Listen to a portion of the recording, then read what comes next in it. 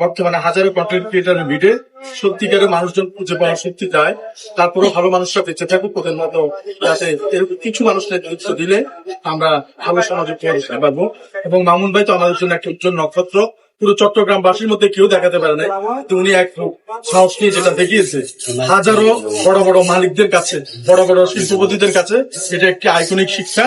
উনি যেটা দেখিয়ে দিয়েছে 100 টাকায় এই ভর্তা, সবজি, তরকারি, গরু মাংস সহ আনলিমিটেড ঝোল এবং আলু সবকিছু মিলিয়ে, এটা কিন্তু অনেক শিল্পপতি এবং বড় বড় রেস্টুরেন্টের মালিকরাও পারে নাই।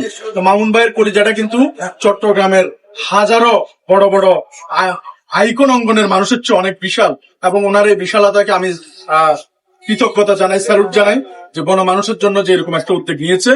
এবং ওনাকে দেখে চট্টগ্রাম আরো এরকম তৈরি হবে এবং উনি আইকনিক একটি দৃষ্টান্ত হয়ে থাকবে চট্টগ্রামের প্রতি। তো এই সাফল্য এবং সমৃদ্ধি কামনা করছে এবং যে